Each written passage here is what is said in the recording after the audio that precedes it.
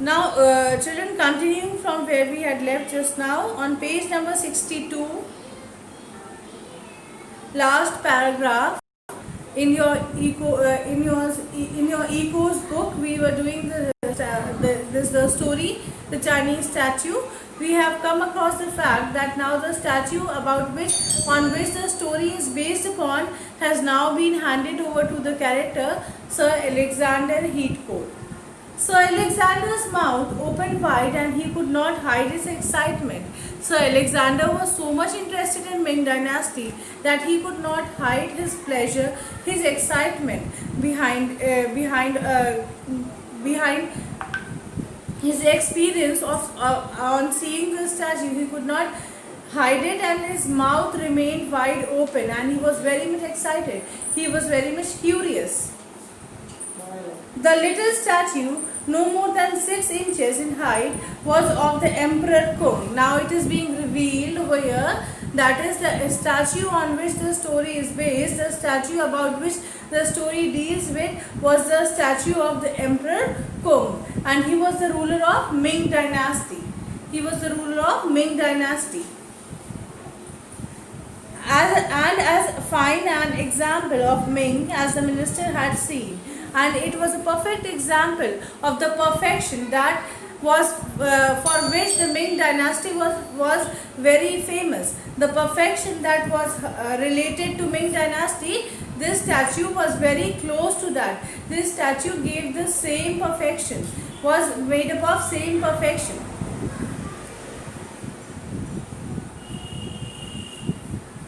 Sir Alexander felt confident that the maker was the great Pen Q, who had been patronized by the emperor. Now it is being said that Sir Alexander thought that the statue was not made by this old craftsman, rather it was prepared by Pen Q, who was one of the greatest craftsmen during the time of Ming Dynasty, and that this person, that the ruler must have hired him to make a statue on his own. The ruler must have hired him, the ruler must have asked him to make the statue on his own. So that date must have been around the turn of 15th century, and so the statue must have been of the 15th century. The statue must have been quite old, because he is saying so because it is already being mentioned in the previous paragraph that the craftsman had told him that this statue has been received he has received this statue, and this has been passing on from one generation to another, and he is the seventh generation of his family to receive the statue. Is this much clear? Is this much clear to all of you? Yes, ma'am. Okay.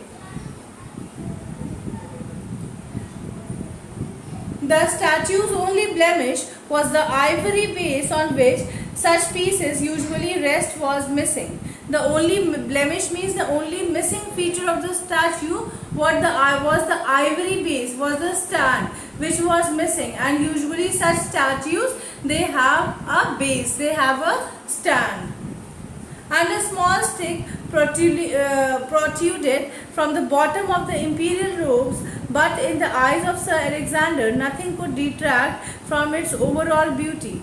Though there was a small stick that passed through the statue, but according to Sir Alexander Heathcote, the statue was very beautiful, and there was nothing that could distract the person from observing the statue. Although the craftsman's lips did not move, could not move. His eyes glowed with pleasure. His guest evinced as he studied the ivory emperor. Though the craftsman could not speak anything, he was not able to speak anything, but still his eyes lit up with pleasure, because he was very happy that a guest who had come to him, he had made that guest very happy by showing him something about which this guest had so much admiration, had so much desire to see. So that is why the craftsman was very happy, and the expression, the happiness could be observed by looking at craftsman's eyes. Is this much clear? Yes, ma'am. Okay, now children, we'll stop over here and let's revise whatever has been done up till now. So Mahi, tell me, who is saying all, who is explaining, who is giving the explanation, who is narrating the story? Mahi, tell me, who is narrating the story?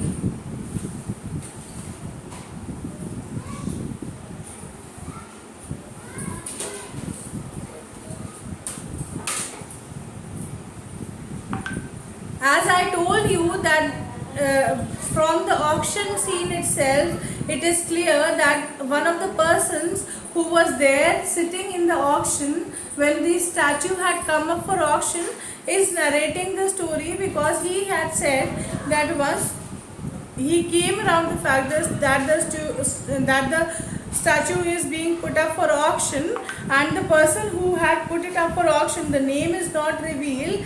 So the name is not revealed, so the name of the person is not revealed who has actually put it up for auction. It is just come to everybody's knowledge that the statue belonged to some person who was a gentleman, and it was a heirloom, means it was a hereditary property that kept on passing from one generation to the other.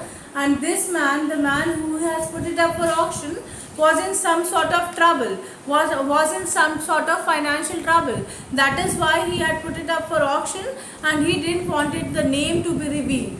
And just then the person who was sitting among the audience in the auction room decided that he should try to find out something more about the statue.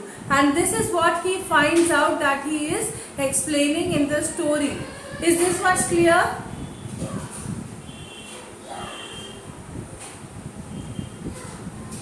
Deepali, is it clear? Yes, ma'am. Okay. Mantasha? Mantasha, is it clear? Mantasha, is it clear to you? Yes, ma'am. Mahi, is it clear? Mahi, is it now clear to you? Yes, ma'am. As I have told you, different incidents are combined together to form a story, but all those incidents which we are going to deal with in the story, they are connected with each other, but they did not happen at a time. They happened at different times, and they have been combined together to form a story, and that is why I told you that it is a nest fiction. Okay? Yes, ma'am. Okay. Okay, ma'am. Thank you, students.